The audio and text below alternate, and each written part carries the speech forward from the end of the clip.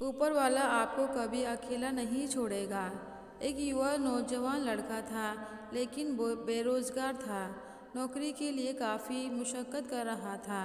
तभी उसे किसी कंपनी की तरफ से कॉल लेटर आता है कि कल आपका इंटरव्यू है और आपको आना है। अब वो लड़का थोड़ा परेशान हो गया, क्योंकि जिस जगह उसको इंटरव्यू के लिए जाना था वो जगह उसके घर से तकरीबन 50 से 60 किलोमीटर दूर थी और वो एक बेहद गरीब परिवार से था। इसीलिए उसके पास जाने के लिए भी पैसे नहीं थे, लेकिन उसको जाना तो था। नौकरी उसके लिए ज़रूरी थी। जैसे तैसे उसने 50 रुपये का बंदोबस्त किया और घर से निकल पड़ा और वो चौराहा तक पहुंच गया। बेहद निराश था, क्योंकि टिकट के पैसे उसके पास नहीं थे जितने होने चाहिए थे। तभी उसके पास एक मंदिर दिखाई देता है और वह उस दिशा में चला जाता है। तभी वहाँ उसकी नज़र एक भिखारी पर पड़ती है, लेकिन वो उसको नज़रअंदाज कर देता है। मगर भिखारी उसको परेशान देखकर पूछ ही लेता है कि आपको शायद कोई परेशानी है, मैं आपकी क्या मदद कर सकता हूँ। लेकिन वो उसको कुछ नहीं बताता। सोचता है कि ये भिखारी खुद मांग कर खा रहा है, ये मेरी क्या मदद कर पाएगा।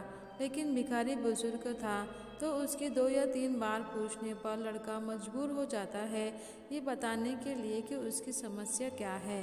तो भिखारी ने उसको बोला, तुम ये 50 रुपये लो और जाओ अपना इंटरव्यू दो। वैसे भी ये सिर्फ दवाई के लिए पैसे इकट्ठा करता हूँ और जो बचता है उसको दान पेटी में डाल देता हूँ। इसीलिए मेरे ये पैसे ज़्यादा काम के नहीं, शायद तुम्हारी कोई मदद कर सकूँ तो मुझे भी खुशी मिलेगी। अब वो लड़का उस भिखारी से 500 रुपये लेकर इंटरव्यू के लिए चला जाता है और जब वो लड़का इंटरव्यू में सिलेक्ट होकर वापस भिखारी के पैसे लौटाने के लिए आया तो वहाँ लोगों की भीड़ लगी हुई थी। उसके पास जाकर देखा तो वही भिखारी था।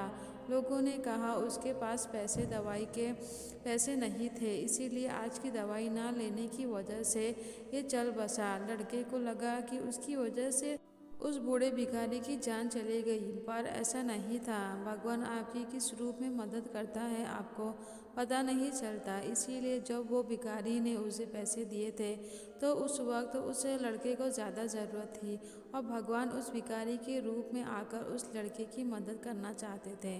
और किसी का मरना या जिंदा रहना तो ऊपर वाले के हाथ में होता है।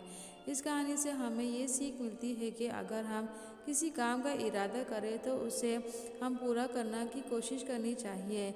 इसलिए कि जब हम कोशिश करेंगे तो ऊपर वाला हमारा साथ देगा और हमारा काम ज़रूर पूरा होगा।